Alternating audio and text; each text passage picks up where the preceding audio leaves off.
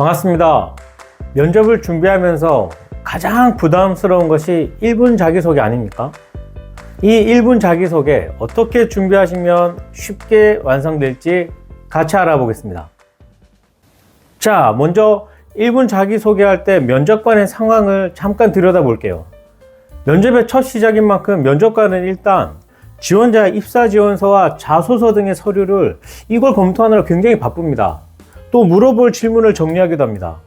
이런 면접관의 입장을 이해하신다면 먼저 바쁜 면접관을 주목시켜야 됩니다. 그래서 오프닝 멘트가 필요합니다. 면접관에게 좋은 인상을 전달하고 관심을 끄는 게 목적이에요. 대략 5초 이내로 잡으십시오. 이어서 본론이 시작될 텐데요. 면접관은 지원자의 강점이 가장 궁금하거든요. 그러니 지원한 직무에 맞게 자신이 보유한 역량을 소개하면 됩니다. 대략 45초쯤 잡아서 직무 역량을 어필하십시오. 끝으로 이제 마무리 단계입니다. 자신의 역량을 근거로 입사 후 다짐을 언급하면 끝이에요. 이 부분에서 조직 적합성을 살짝 드러내도 좋겠습니다. 대략 10초 정도만 할애하십시오. 자, 이렇게 오프닝 멘트, 직무상 내 강점, 다짐으로 마무리, 이렇게 3단계로 구성하시면 됩니다. 구성은 이게 다예요. 만약 어떤 면접을 갔는데 2분 자기소개를 시킨다. 그러면 어쩌죠?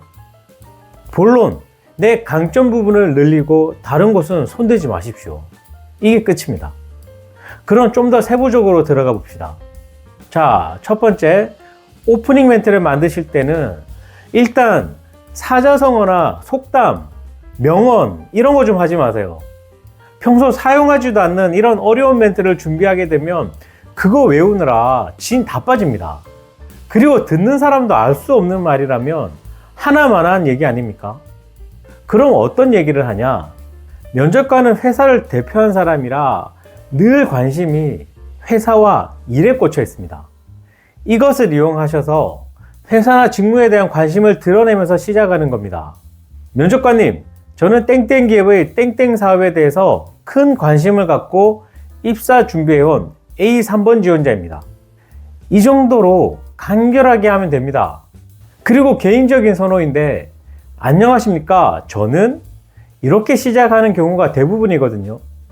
근데 어떤 사람들은 면접관님 하고 면접관을 딱 불러놓고 멘트를 시작해요. 그러면 제가 다른 짓을 이렇게 하다가도 면접관님 하면 이렇게 고개를 들게 되는 경험을 한 적이 있거든요. 그러니 여러분도 면접관님 하고 면접관을 불러놓고 멘트를 시작하십시오. 자, 이제 두 번째 단계, 직무 수행 관련한 자기 강점을 말할 차례입니다. 꼭 직무상 강점만 말해야 될까요? 네, 맞습니다. 그렇게 하십시오. 피터 드러커가 그런 말을 했어요. 성과는 오로지 강점으로만 만들 수 있다. 그래서 회사는 직원들의 강점에 관심이 매우 큽니다. 그래서 강점을 얘기하자는 거예요. 자, 그럼 내 강점이 이겁니다. 이렇게 던져주면 면접관이 믿을까요? 안 믿죠. 너도 나도 지 잘났다고 자랑하는 것이 면접장이잖아요. 그렇기 때문에 면접관이 믿을 수 있도록 강점을 활용해서 만든 성과를 딱 보여줘야 됩니다. 내가 어떤 액션을 취했는지 구체적인 용어를 활용하십시오. 그리고 어떤 결과를 냈는지 숫자를 써가면서 자세히 멘트하세요. 이런 상세한 경험을 뒷받침해야 그 활동에서 내가 진짜 버스 운전한 사람인지 겨우 무임승차만 겨우 했던 사람인지 면접관이 판단할 수가 있습니다. 구체적 용어, 여기에 대해서 조금 더 부연 설명해 드릴게요. 만약 1분 소개 내용 중에 많은 사람에게 설문조사를 했습니다. 이런 표현을 했다고 칩시다.